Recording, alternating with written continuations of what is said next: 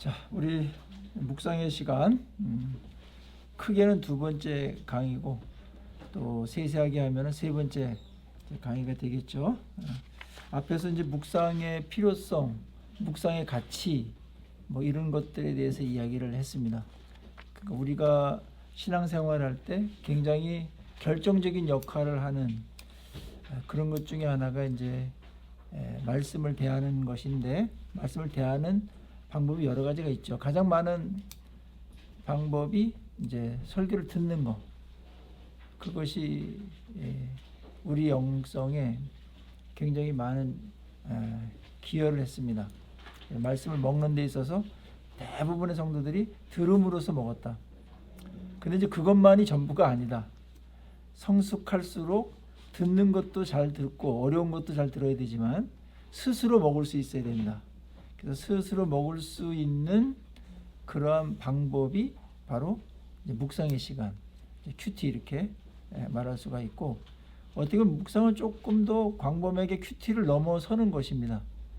큐티는 묵상을 하기 위한 하나의 방편이고 수단이기는 한 방법이죠. 그러나 묵상은 큐티만 하는 것을 묵상이라고 말하지는 않아요.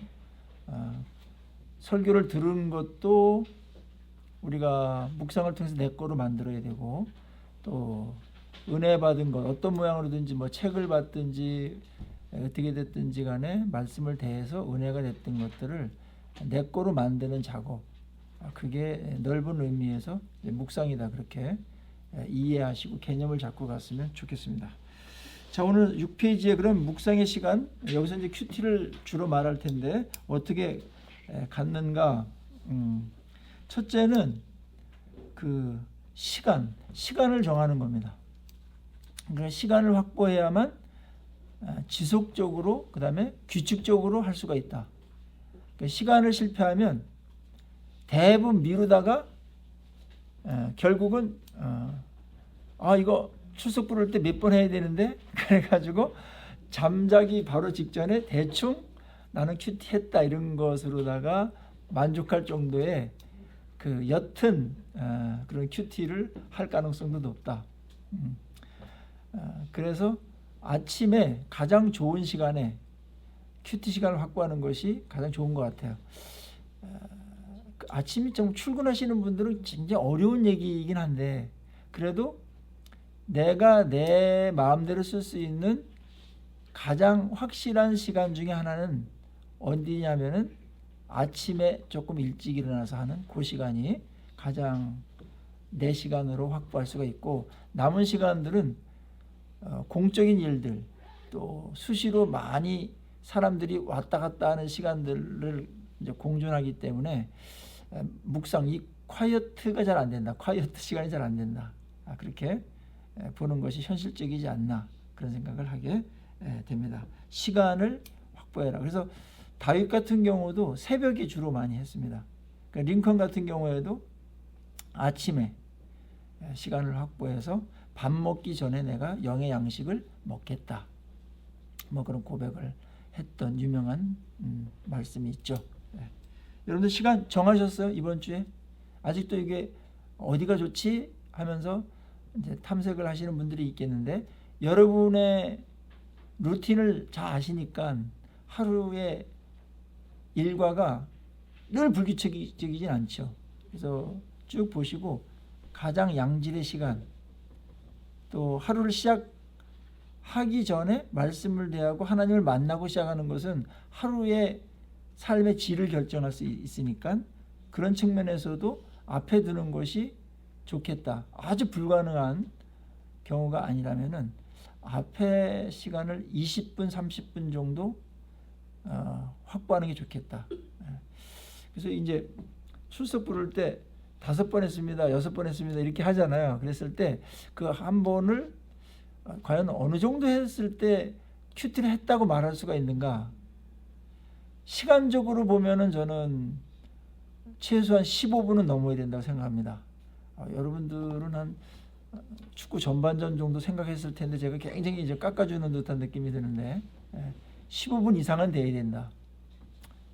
그리고 큐티 했다고 그랬을 때 본문을 마음에 담는 거니까 적어도. 그리고 은혜가 될 때까지 뭔가 은혜가 돼서 그 말씀을 먹고 그 말씀에 의해서 내가 영향을 받는 그 정도의 어렴풋하더라도 그 정도는 해야 내가 큐티를 했다. 실제적인 면에서 그렇게 이야기가 될 수 있지 않을까. 그래야 부끄럽지 않고 좀 떳떳하게 몇 번 했습니다. 이렇게 말할 수 있지 않을까 생각이 들어요. 근데 어느 본문에 따라서 은혜가 안 될 때도 있어요. 그거는 어떻게 하냐면 억지로 앉아있다고 뭐 하루 종일 앉아있어서 안 될 때가 있거든요. 그때는 본문을 그냥 마음에 담고 사세요. 그리고 순간순간 꺼내서 이렇게 그 본문을 좀 묵상하시고 이게 왜 그랬지? 질문도 하시고 그 말씀을 마음에 두고 다니는 것 자체가 묵상에 있어서 핵심이기 때문에 본문을 그렇게 두고 다니다 보면 그 말씀이 내 안에 있을 동안에 나를 세워주고 강하게 만들어주고 영적으로 도움이 되고 유혹이나 뭐 혼란이나 뭐 이런 혼미한 이런 것들을 시험을 그 말씀 자체가 있기 때문에 쳐내면서 말씀이 우리를 보호해 줍니다. 시간, 자 지금 걷다가 여러분들 강의 안에다 몇 시부터 몇 시 이렇게 좀 써 놓으시면은 좋을 것 같아요. 그게 익숙해지면은 이제 쉬워집니다. 아마 아침의 시간에는 10분 땡기기 굉장히 어렵기 때문에 조금 일찍 일어나시는 시간, 그다음에 조금 민기적 되는 시간, 그다음에 뭐 화장하는 시간, 뭐 그다음에 이렇게 씻는 시간 이런 것들 조금씩 한 몇 분씩 줄여가지고 식사하는 시간 줄여가지고 가시고, 그다음에 마음에 두고서 직장을 가는 그 시간 있죠. 이제 운전하시는 분들은 굉장히 좋을 것 같아요. 그건 나만의 시간이니까 누구도 방해를 안 하니까. 뭐 버스 타거나 지하철 타면은 모르겠으나 자가용으로 하시는 분들은 굉장히 좋아요. 차 안에서 하는 것도 괜찮지 싶다 그런 생각을 하게 됩니다. 그 다음에 두 번째는 장소예요. 우리는 시간과 공간의 영향을 깊이 받는 존재이기 때문에 하나님은 거기에 구애받지 않고 자유로우시나 우리는 육신적인 그런 몸을 갖고 있어서 시간의 지배, 장소의 지배를 받게 된다. 그래서 장소도 하나님과의 만남, 독대하는 데 있어서 방해가 되지 않는 그러한 장소가 가장 좋겠죠. 여러분 개인적인 방이 있으면 가장 좋을 것 같고, 그 다음에 같이 방을 쓴다 이랬을 때는 어떻게 하면 될까요? 그때는 좀 약간 어려운 점이 있긴 있는데 하여튼 잘 묘안을 한번 짜내 보시고 어느 그 공간을 확보해서 거기서 큐티를 해야 지속적으로 할 수가 있고 양질의 몰입도 집중력을 갖고서 이제 하나님과 만나는 말씀을 만나는 시간을 가질 수가 있다. 자, 그러면 기본적인 준비 중에 하나가 끝났어요. 그 다음에 이제 묵상 시간으로 바로 들어가 봅니다. 말씀을 이제 어디를 정할까는 여기 정해져 있으니까 그런 수고는 안 해도 되죠. 그래서 지난 우리 목요일 오늘은 마태복음 18장 21절에서 35절 말씀 그 용서에 대한 그죠? 그 본문이죠. 1만 달란트 빚진 자, 100달러 빚진 자를 들면서 우리가 왜 용서해야만 되는가? 또 용서할 수 있는 근거를 제공하죠. 이제 주제는 용서예요. 그러면서 아주 파워풀한 그리고 거부할 수 없는 그런 용서를 해야만 되는 그러한 비유로다가 예수님께서 도전하셨죠. 이건 우리 모두가 받아야 될 굉장히 중요한 말씀입니다. 조금 이따 더 나누는 시간을 갖고요. 그래서 내일은 이제 19장 1절에서도 12절에 대한 본문을 다루면 돼요. 그 본문을 대하기 전에 영적으로 분위기를 환기시키는 게 굉장히 중요한데 생각이 많고 걱정도 있고 해야 될 일도 많고 막 번잡한 시간을 말씀과 하나님께 집중하기 위해서는 찬송을 한 곡 부르면 가장 좋겠고 그 다음에 기도의 시간을 갖는 것은 중요한 것 같습니다. 기도를 하나님을 초청하고 또 성령의 임재를 기다리면서 하나님 말씀을 깨닫게 도와주십시오. 진리의 영께서 저를 진리 가운데로 인도해 주십시오. 가르쳐 주십시오. 제가 받겠습니다. 이렇게 기도하고 들어가는 것 굉장히 중요합니다. 이게 기도라는 게 어떤 걸 시작할 때 그냥 의례적인 것이 아니라 진짜 중요하기 때문에 하는 거거든요. 그 다음에 성경을 먼저 이제 읽습니다. 이렇게 읽어요. 쭉쭉 읽어요. 처음에는 이렇게 한 절 한 절씩 이렇게 좀 정독을 해서 이게 어떤 뜻인지 해석까지는 가지 마시고 겉으로 드러난 내용과 줄거리가 어떤 건지 쭉쭉 이렇게 읽어가시면 좋을 것 같아요.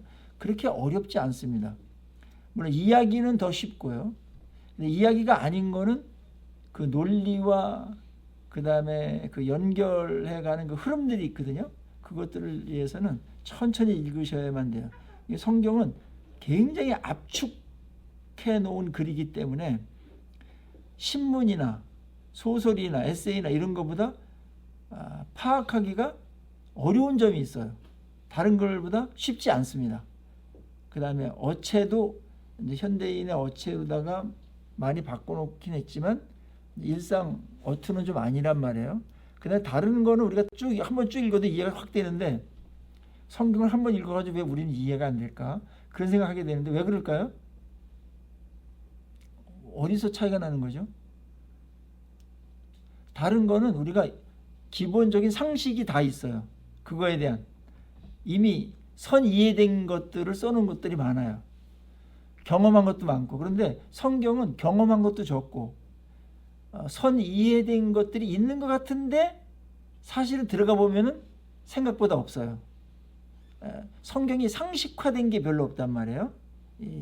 경험하고 체험하고 그렇게 돼 이해가 확 빠른데 성경의 그 내용들 중에 내가 삶 속에서 경험을 하고 삶 속에서 일상 속에서 그 말씀대로 살아갔던 그런 것들이 축적되면 훨씬 쉽겠죠.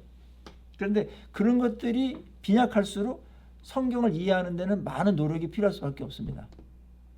성경을 가장 잘 이해하려면 성경 저자의 입장이 돼서 성경 저자의 영성 정도가 되면은 성경이 잘 이해될 것 같은데 우리 거기까지 가려면은 한참 시간이 좀 걸리고 그래서 묵상이라는 과정이 불가피해요.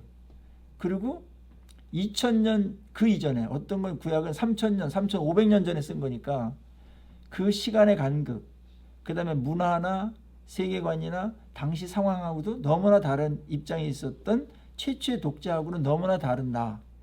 그래서 그거를 극복하면서 이해해야 되기 때문에 쉽게 훅 읽어가지고 이해되거나 은혜를 받거나 적용점이 나오는 건 아니다. 성경은 그런 측면에서 성경이 묵상을 요구해요. 불가피해요. 그렇게 안 하고서 어떤 대가들도 성경을 쉽게 이해하거나 그런 사람은 없습니다. 설교 대가들 보니까 성경을 이제 읽고서 설교 준비를 할 때 몇 번 읽는가 이런 이제 질문들이 나왔거든요. 웨스트민스터 영국에 있는 웨스트민스터 교회의 담임이었던 캠 몰간이라는 분이 있어요. 로드 존스 목사님 선임자죠. 그분은 40번 읽는다. 그렇게 하면 40번. 그 다음에 한국의 홍정길 목사님이라고 우리 교단의 어른이시죠. 자랑, 우리 교단의 자랑, 한국교회 자랑이신데 이분도 물었어요. 설교 한 편 준비하는데 본문을 몇 번 읽습니까? 그랬더니 본인도 40번 읽는다는 거예요. 최소 40번. 그러니까 본문을 거의 뭐 외우다시피 하는 거예요. 그러니까 한 번 읽어가지고 안 되니까 40번 읽는 거 아니겠어요? 하물며 우리겠습니까? 그래서 여러분들은 42번을 읽어야 된다 이렇게 말하는 게 아니고 4번을 읽어야 된다. 4번. 최소한. 천천히 정독하면서 읽다 보면은 이게 들어오는 게 생겨요. 들어오는 게. 한 번 읽을 때, 두 번 읽을 때 달라요.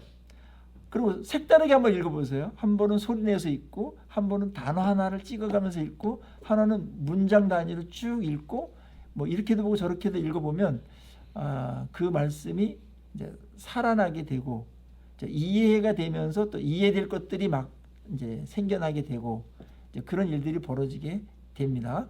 그래서 본문의 내용을 완전히 정확하게 파악할 때까지 읽어라. 최소한 4번은 읽어야 된다. 그래도 안 되면은 좀 더 읽으면 그 자체가 묵상의 과정이니까요.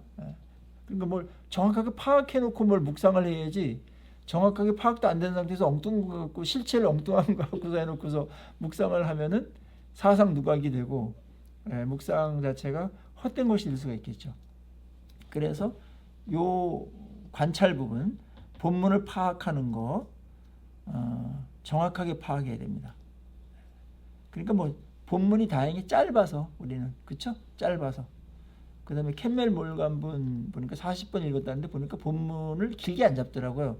어떤 거는 2절, 어떤 거는 뭐 한 10절 넘게끔 그렇게 하는데 그렇게 많이 안 잡아요. 근데 이제 앞뒤로 이제 이렇게 또 읽어가면서 보니까, 그래서 이제 뭐 최소한 뭐 7시간, 8시간 그렇게 이제 준비를 하게 되는 거죠. 자, 성경 읽기, 줄거리 잡힐 때까지, 본문 내용 파악할 때까지 읽어라. 이거는 우리 초등학교 때부터 계속 국어 시간 했던 거예요. 그렇죠? 근데 이제 써먹는 거예요. 이때를 위함이라.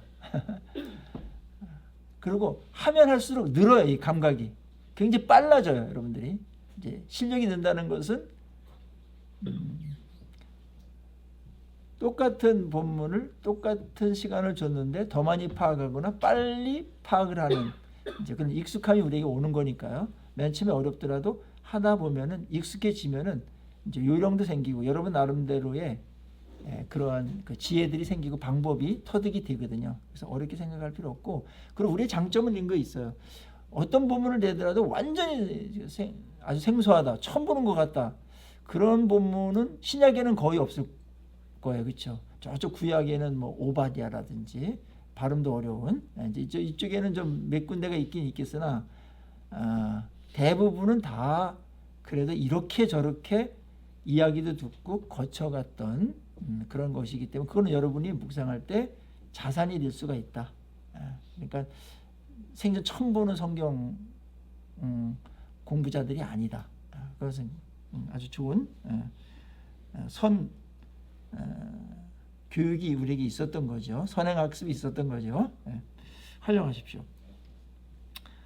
그 다음에 읽을 때 그냥 이렇게 소리로만 읽지 마시고, 눈으로만 읽지 마시고, 이렇게 뭔가 표시를 하면서 어느 단어가 유난히 들어와.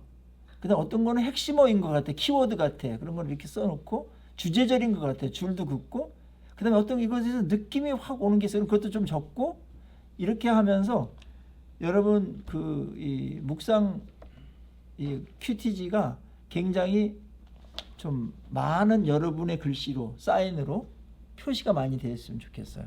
그럴수록 내용 파악이 훨씬 빠르고 뇌가 밋밋한 것보다 기억이 엄청 빨라요. 이게 이제 여러분들 그 성경책을 이렇게 오래 쓰신 성경책 주로 갖고 있죠. 근데 거긴 여러분의 뭐 메모도 있고 무슨 표지도 있고, 그다음에 여러분의 뭐 이렇게 손때도 묻고, 그런 책이, 성경책이 이렇게 읽어도 빨리 읽어지지, 맨 처음에 이렇게 종이 냄새가 펄펄 나는 그런 거 하면은 굉장히 낯설어지고 이해가 좀 느려요. 그런 것처럼 여러분 독특한 여러분의 흔적을 남겨라. 내용을 파악하는 데 있어서 도움이 되는 흔적들을 남겨라. 그리고 성경책을 제가 여러분에게 어떤 성경책을 권해드리고 싶냐면은 열린 노트 성경이라고 있어요. 그런 거 보셨죠? 예? 이제 우리가 작은 책들, 성경책 갖고 다니시는데 열린 노트 성경은 어떻게 되냐면 이렇게 있으면 본문이 여기 쭉 있어요. 본문이 여기 있어요. 그리고 여기가 비어 있어. 3분의 1 정도 비어 있어요. 그럼 여기다가 그 은혜 받은 거, 깨달은 거, 이제 뭐 어떤 정보가 여기는 정보가 되는 걸 여기다 써놓는 거야. 알았죠? 그리고 밑에도 칸이 이렇게 남아 있어요. 이렇게 써놓으면은 이 메모를 하는데 굉장히 좋거든요. 그래서 이거를 아예 가죽으로 된 것 있어요. 오래 쓸 수 있는 거, 참 잘 닳지 않고 그런 거를 한 10년, 15년 쓸 수 있으니까 거기다가 이런 것들 설교할 때도 은혜 받은 것들 기억해 놓고 엿다가 써놓은 것만이 나중에 읽을 기회가 한 번은 두 번은 오는데 다른 데 앞만 써봐야 그거 본 적 있습니까? 거의 안 보게 되죠. 다른 데 열심히 적어놨는데 그거를 잘 안 보게 되고 볼 기회가 별로 없어요. 근데 엿다 써놓으면 그 본문을 다시 우리가 읽을 때도 편하고 다른 노트나 다른 거 찾는 것보다 번거롭지 않고 그 다음에 자연스럽게 눈에 띄어. 이렇게 돼요. 그래서 저는 여기다 빡빡하게 많이 쓰거든요. 근데 이게 나중에 자기 주석이 되고 자기 묵상 기록이 돼요. 여기다 묵상 기록이. 이렇게 했으면 좋겠고 여기 이렇게 하면은 더 좋은데 여기다가 빡빡하게 쓰고 있죠. 그럼 여기는 후리노트를 막 하는 거예요. 그 다음에 여기다 쓰는 거는 정말 필요한 거, 정제된 것만 여기다 쓰는 거야. 알았죠? 그리고 나중에 또 듣거나 묵상하거나 깨달았던 것이 또 일단 업데이트를 계속 해 나가는 거예요. 그렇게 하면은 여러분이 성경을 이해하는데 엄청 도움이 됩니다. 저는 어떤지 습관적으로 많이 쓰는데 그래서 설교를 할 때도 저는 설교의 풀스토리를 다 씁니다. 물론. 그런데 강단에 올라가서는 여기에 있는 몇 가지만 이렇게 보고서 이거 갖고 설교하거든요. 그 원고를 잘 안 봐요.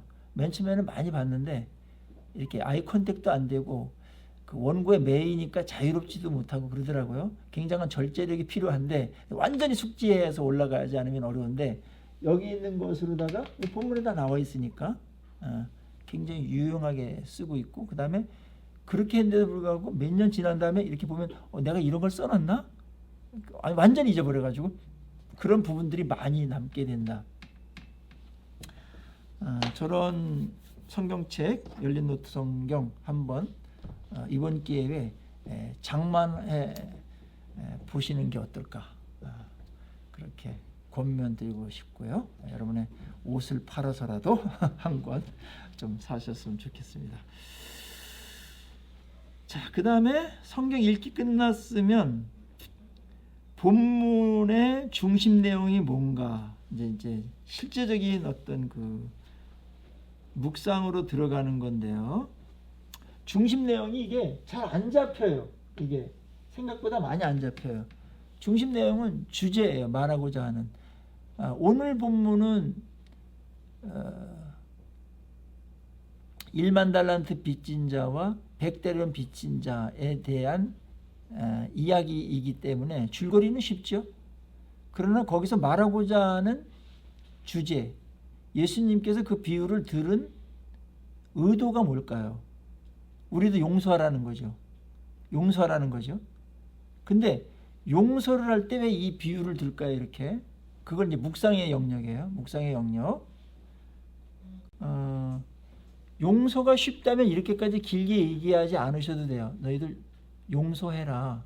그렇게 하면 끝나는데 용서하기가 너무나 힘든 일이에요. 맨정신 갖고는 못하는 거예요. 용서는. 어쩌면 인간의 한계 영역 속에 들어가 있는 것이에요. 용서라는 거는. 뭐 작은 거는 용서가 좀 되겠지만 진짜 나한테 너무나 큰 손해를 입혔거나 또 어떤 상처를 줬거나 이런 사람을 용서한다라는 거는 감정도 허락이 안 되고 그 다음에 기억에 너무나 오래 남아서 용서할 마음도 사실은 별로 안 생기고 마음을 먹었더라도 용서하려고 그랬는데 안 되고 용서된 것 같은데 나중에 보니까 안 돼 있고 여전히 원하는 관계 있고 이제 그런 것들이 있기 때문에 용서를 진짜 하기 위해서 이 비유를 든 거거든요. 거기서의 핵심은 뭘까요? 그걸 이제 계속 생각하는 거예요. 우리가 이 본문을 놓고서 이제 내용 파악이 됐으니까 여러분들은 그 본문 읽으면서 어떤 생각이 떠올랐어요? 용서해야 되겠네?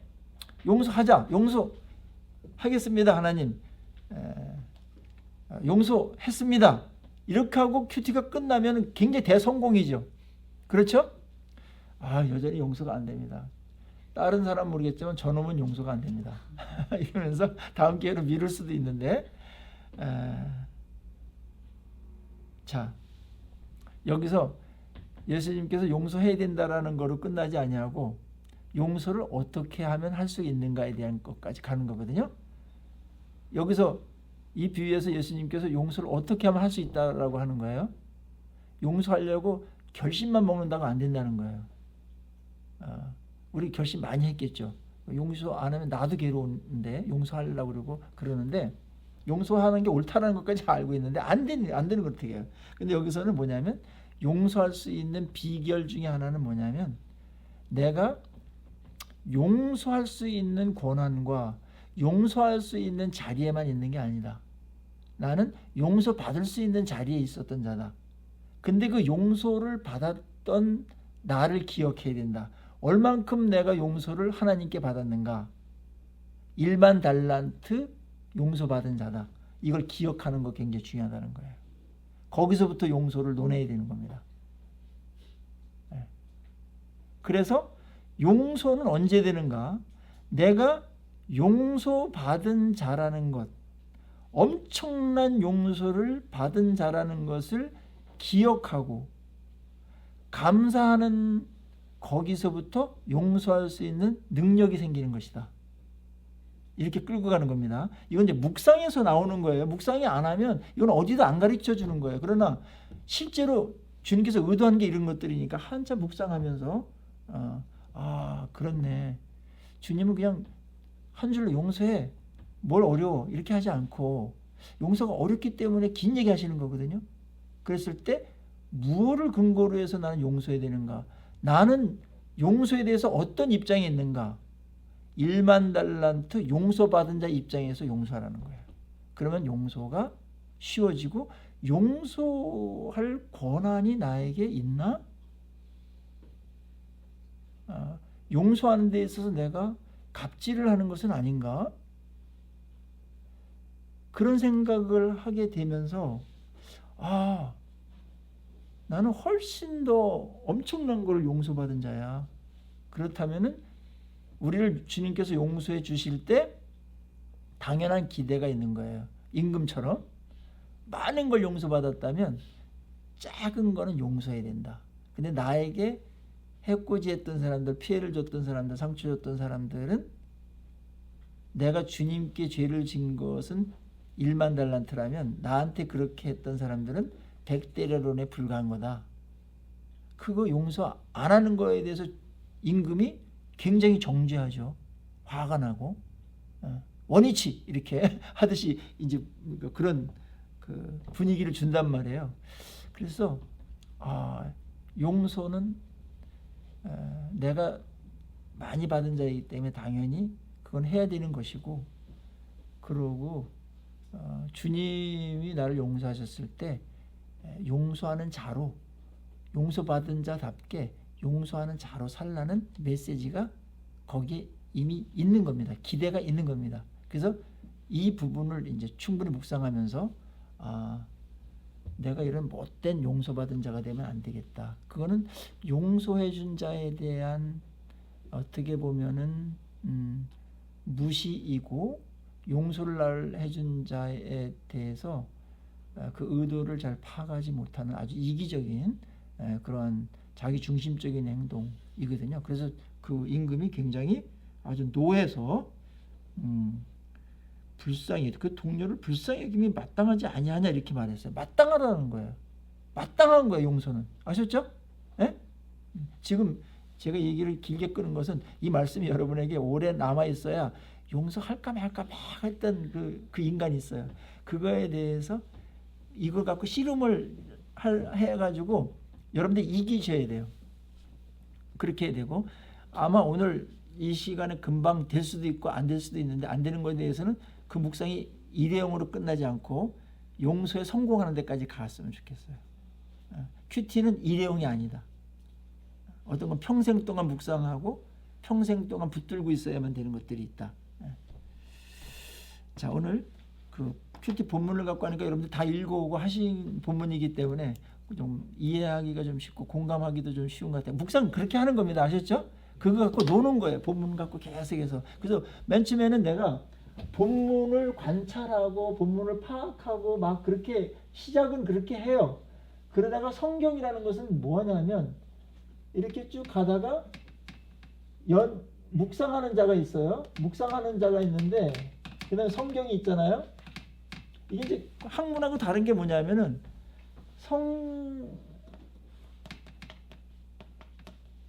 학문은 연구자가 연구의 대상을 자기 마음대로 연구를 해서 뭐 분석도 하고 뭐 그다음에 종합도 하고 뭐 응용도 하고 그래서 자신이 끝까지 주체가 돼요. 아셨죠?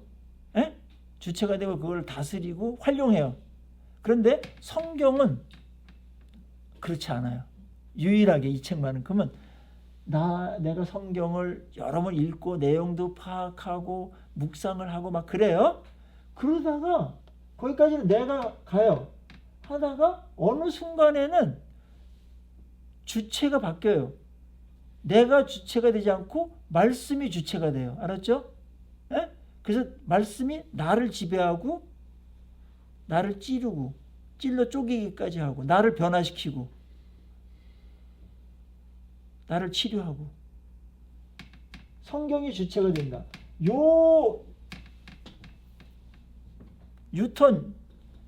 부분이 있어야 사실은 성경을 묵상한다 했다라고 말할 수 있는 거. 엄밀히 말하면 여기서 엄청난 변화들이 나요. 맨 처음에는 성경을 내가 읽고 다가가고 분석도 하고 뭐 그다음에 뭐 내용이 뭔가 요약도 하고 막 이러는데 그러다 보면 어느 순간에 성경에 내가 사로잡힌다. 놀라운 일이 벌어지는 거죠. 이제 성령께서 말씀 갖고 나를 이제 다스리고 지배하시고 나를 만드시는 거죠.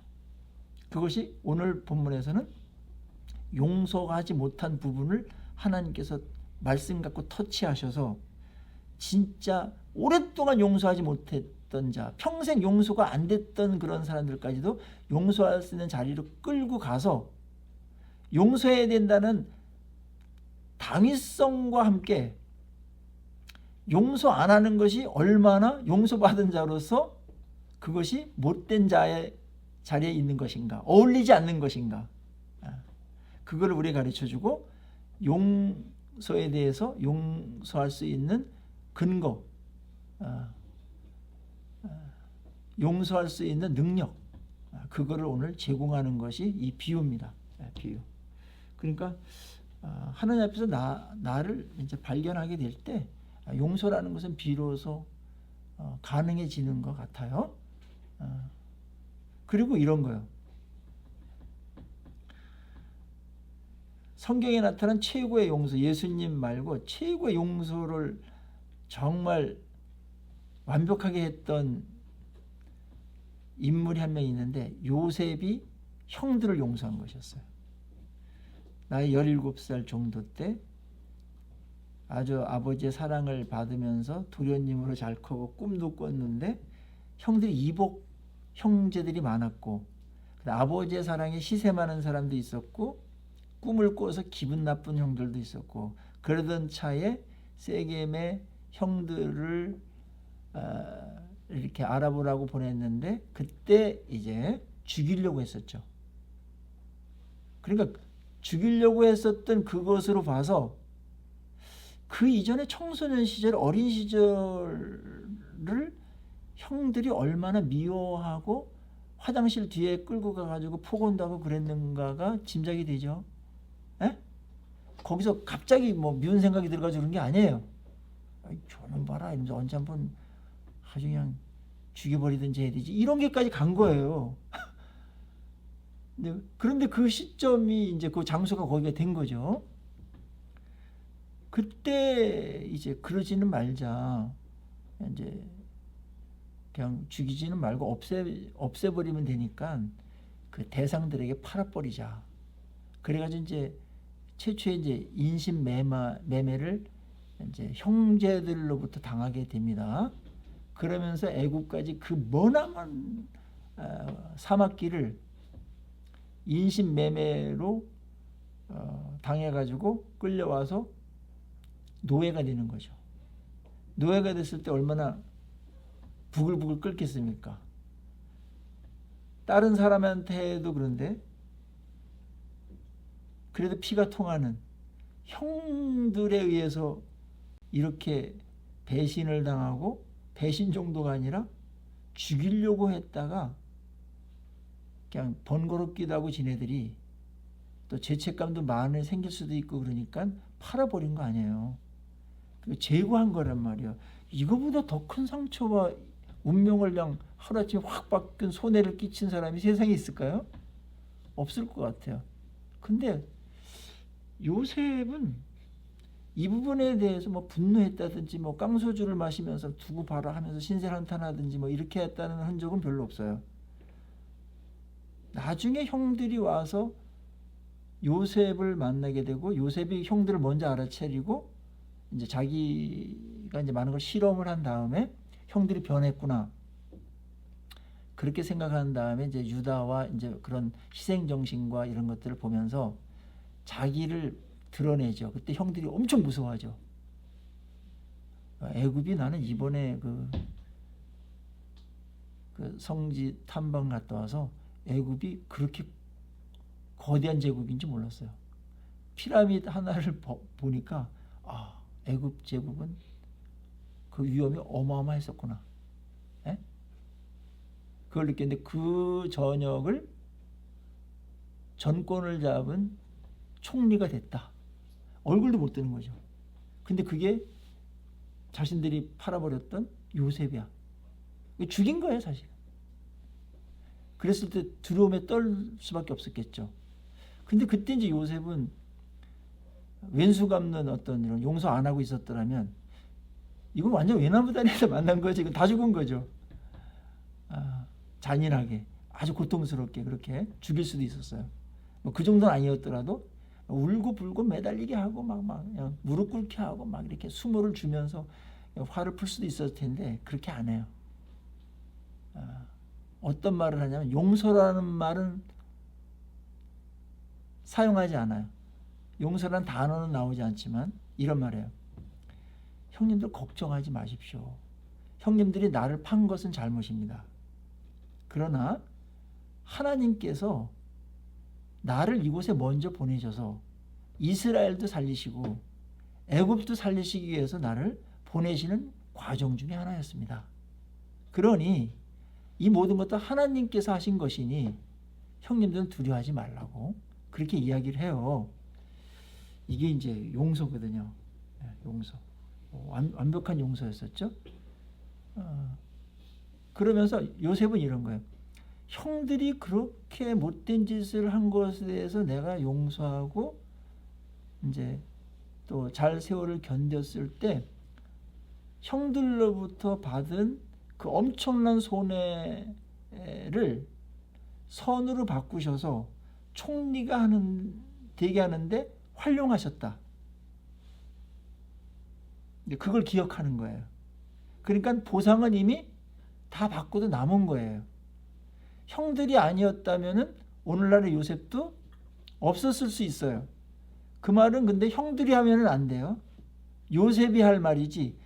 내가 우리들이 팔았으니까 네가 총리가 됐지. 이렇게 했던 건 거기서 때려 많이 맞아야 되는 것이고, 그런 측면에서 하나님께서 보상을 받았다면 형들한테 복수한다는 것은 2중 3중으로다가 내가 사실은 갚는 거거든요.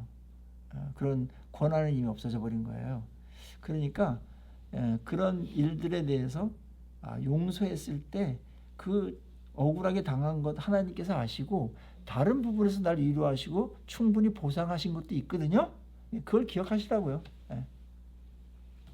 자, 이 얘기를 하면은 이제 용서에 대한 얘기를 하면은 얼마나 우리가 이제 내 마음속에 아주 기분 나쁘게 했던 그 사람에 대해서 좀 자유를 두시고 여러분들도 그 사람들로부터 용서할 때 비로소 자유로워지는 거예요. 아셨죠? 그 사람이 마음의 한가운데 있으면 그 사람의 지배를 받게 돼 있어요. 그래서 주기도문에서도 이 부분이 너무 중요하기 때문에 우리가 우리에게 죄 지은 자를 사하여 준 것 같이 우리 죄를 사하여 주시옵고, 어떤 조건절처럼 돼 있죠. 조건은 물론 아니에요. 그러나 도의적으로서는 조건이에요. 예? 법적으로는 조건이 아니지만. 그러니까 하나님께 용서받으러 간 사람이 누군가를 용서할 생각이 전혀 없는 사람을 품고 간다라는 것은 말이 안 된다는 거예요. 두 가지 모순이 있어요. 하나는 용서받으러 간 사람이 용서를 안 하겠다는 결심을 갖고 가는 것도 말이 안 맞고, 또 다른 하나는 용서하라고 그랬는데 용서하지 않는 죄는 용서 안 받을 거냐, 이런 질문이 주님으로부터 오는 거죠. 너 모든 일 용서받고 싶지? 용서해달라고 회개하러 나왔지? 내 앞에 나왔지? 그렇다면 너 모든 죄를 용서해 주기 원하는데 내가 용서하지 못하는 죄, 그것까지도 용서해 주기를 난 바란다. 그래서 내가 용서할 결심을 하고 결단해라. 그렇게 요구하는 것입니다. 그리고 이 문제랑도 연결이 돼 있어요. 우리는 더 많은 죄를 용서받아야 될 사람이고, 그 위치에 있었던 자이면서도 여전히 계속해서 그런 자리에서 그런 용서 받아야만 하는 입장에 늘 서 있다. 하나님 앞에. 근데 나는 어쩌다가 나한테 잘못한 사람에 대해서 용서를 안 하겠다. 이건 얼마나 안 맞는 말이냐. 이제 이렇게 되고, 그것이 이제 천국의 비유로다가 이제 천국하고 연결되고 하나님의 통치와 연결되고 있는 부분도 의미심장합니다. 그래서 이 본문을 이런 식으로다가 여러분들이 계속 묵상하는 거예요. 묵상하는 것은 이런 거예요. 유진 피터슨이 그렇게 설명을 했던데, 자기에게 아주 애완견이 하나가 있어요. 근데 애완견이 자기가 오면은 막 이제 따라다니거든요. 근데 하루는 뼈 있잖아요, 뼈. 이제 그거를 뼈다귀를 이만한 걸 하나 딱 던져줬더니 그거 하루 종일 이렇게도 먹어보고 저렇게도 먹고 계속 돌려가면서 그렇게 하더라는 거예요. 막 그걸 보면서 본문을 이렇게도 보고 저렇게도 보고 하면서 막 그렇게 하는 게 그게 묵상이다. 그렇게 이제 비유로 설명을 했던데 맞는 거예요. 본문은 간단하지 않거든요. 본문을 묵상할수록 곰국처럼 막 우러나오는 그 뽀얀 국물도 우러나오고요. 고소한 것도 나오고요. 어떤 건 고기도 막 씹히고요.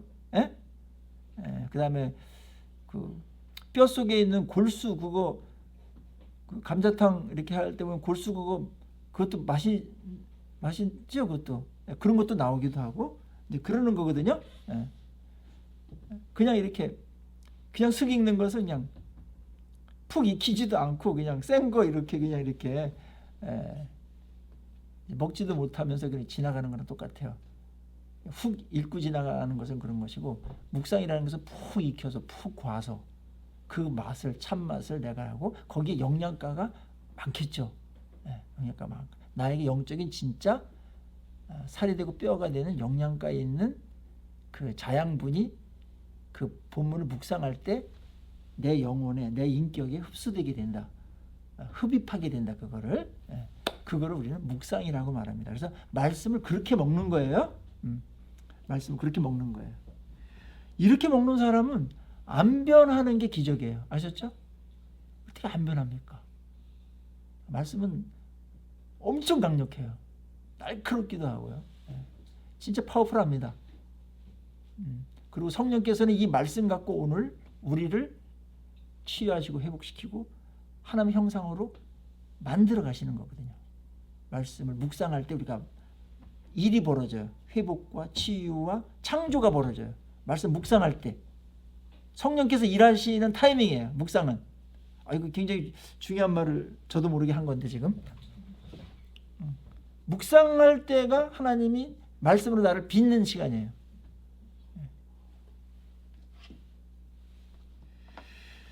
자, 묵상할 때 오늘 큐티의 매일 성경에는 두 가지를 찾아보라 그랬어요. 첫째 뭘 찾으라고 그랬어요? 본문에서 첫째 뭘 찾아요? 에? 첫째는 뭘 찾는다고요? 하나님은 누구신가? 하나님 어떤 분이신가? 이거 찾으라는 거예요. 두 번째는 교훈이 뭔가, 그죠? 내게 주는 교훈이 뭔가. 근데 이게 그냥 나온 말이 아니고 성경 자체가 하나님에 대한 이야기예요. 신학적인 용어로는 하나님을 계시한 책이에요. 아셨죠? 내가 이런 신이다. 내가 무엇을 좋아하고 무엇을 싫어하며 그 다음에 나를 예배할 땐 이렇게 해야 되고 내가 원하는 것은 이런 삶이고 내 뜻은 이런 것이다. 그렇게 하나님께서 자기 자신의 하나님 되심도 드러냈고 속성이나 성품도 드러냈고 능력이나 이런 것도 드러냈고 하나님이 우리를 향하신 뜻도 드러냈어요. 알았죠? 예. 근데 그 뜻을 진술한 것도 있지만 주로 인간 역사에 들어오셔가지고 하나님이 개입하셔서 뭘 만들어 가셔요. 이렇게 만들어 가시면서 하나님의 하나님 되심이 드러나는 거예요. 그게 가장 그분을 잘 알 수 있는 방법이거든요. 여러분들이 뭐 미팅을 하거나 뭐 역사적인 어떤 그런 전기를 읽거나 했을 때 뭐 이 사람은 뭐 이런 사람이 이런 사람이다 뭐 이렇게 소개 교과서에 나와 있는 이제 그런 정도로 알 수 있는 사람하고 그 사람하고 같이 한번 살아보고 몇 년 동안 살아보고 지내보고 하는 거는 뭐가 더 잘 많이 알겠어요? 살아본 게 더 많이 아는 거죠. 근데 살아본 내용을 쓴 거예요. 예. 그래서 하나님은 어떤 분이다. 그거를 성경을 통해서 우리가 찾고 그 다음에 하나님이 어떤 분인가가 되면 우리의 반응이 나오겠죠. 그 반응을 우리는 적용이라고 말하는 겁니다. 하나님이 어떤 분이다. 그걸 알게 하시는 하나님이세요. 하나님을 아는 게 엄청 중요한 거예요. 만약에 요 백달리온 빚진 자의 비유에서 임금은 하나님이란 말, 하나님을 비유한 거란 말이에요. 거기서 우리가 어떤 하나님을 발견할 수가 있죠? 하나님은 1만 달란트 같은 엄청난 죄인을 용서해 주시고 탕감하신 자시다. 불쌍히 여기셔서 스스로 해결할 수 없는 그러한 분량을 하나님께서 탕감해 주셨다. 그런 용서의 하나님이시다. 그리고 용서 하나님이기 때문에 용서받고 하나님의 자녀가 된 자들은 용서의 하나님을 닮아가고 배워가기를 원하신다. 거기까지 이어지는 겁니다. 진짜 하나님은 용서의 하나님이시죠. 그렇지 않았다면 우리는 그냥 심판의 하나님으로만 있으셨다면 우리는 끝났어요 벌써.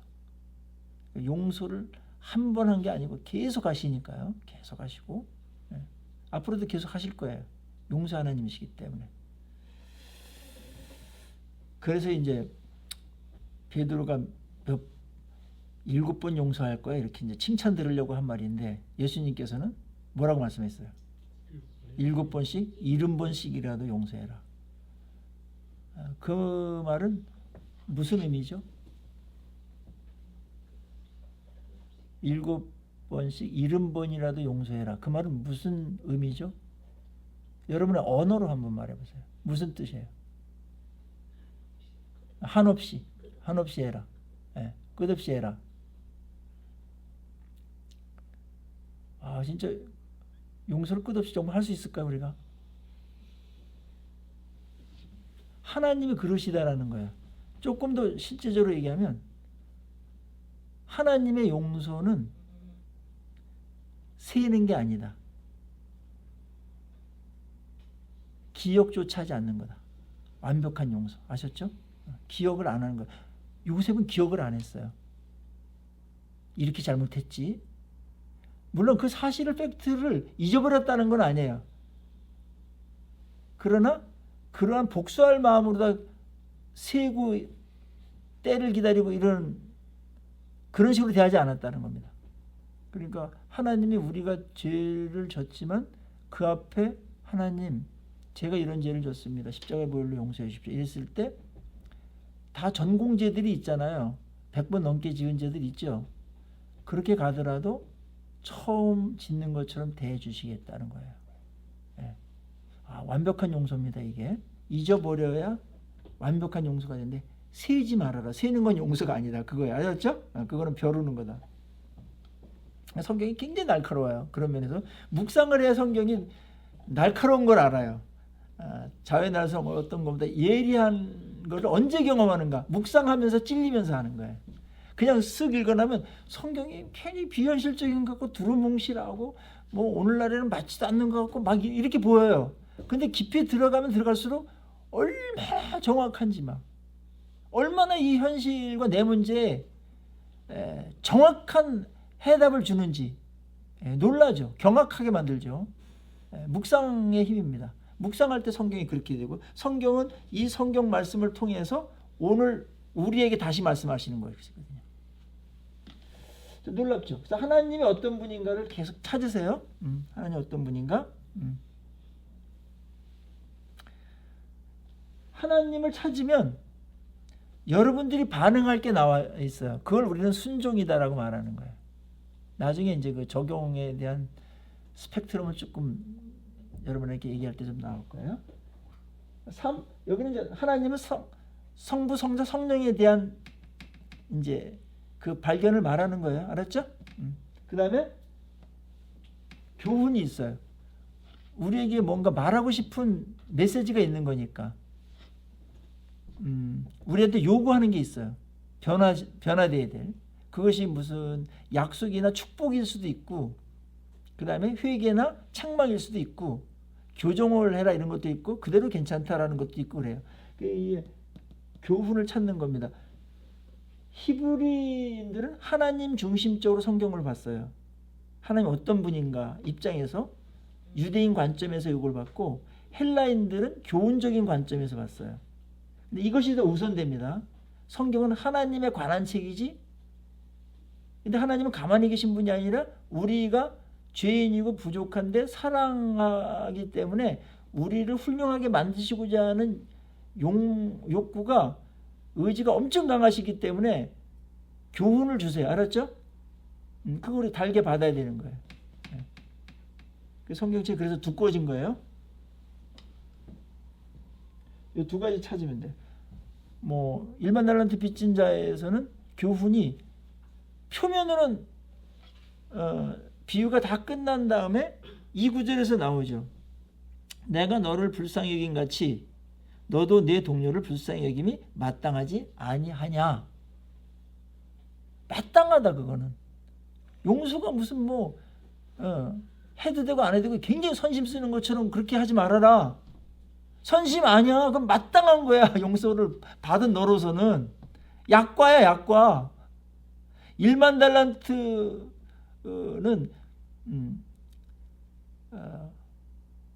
어마어마한 돈이거든요. 6천일의 품삯이니까 6천일. 거의 뭐 10년 품삯이거든. 10년. 근데 100대리라는 100일 품삯이에요. 100일. 그러니까 이거는 비교가 안 되는 거죠. 그러면서 하나의 교훈이 있어요. 주인이 노하여 그 빚을 다 갚도록 그를 옥졸들에게 넘기니라. 그리고 우리가 용서 안 했을 때 하나님이 우리를 대하시는 그런 태도가 이와 같다라는 거예요. 굉장히 뭐 용서를 취소하는 것은 아니시겠지만 다른 성경과 비교해서 하나님의 마음은 그런 마음이다, 있을 수 있다. 이제 그런 내용이 오늘의 우리에게 주는 굉장히 그런 큰 교훈이고, 어떻게 굉장히 움찔하게 만드는 그런 이제 교훈입니다. 용서 안 하는 게 단순히 용서 안 하는 정도로 끝나는 것이 아니고, 하나님께서 용서 안 하고 있을 때 괘씸하네, 은혜를 모르네, 이렇게 우리를 대한다는 겁니다. 아셨죠? 네? 네. 그 자리에서 빨리 여러분들 탈출하셔야 됩니다. 그런 교훈들이 있다. 하나님이 있는 곳에는 교훈이 있다. 하나님을 계속 더 묵상하시라. 한 6대4 정도로 7대3 정도로 알았죠? 근데 교훈 찾기가 더 빠르죠 우리는.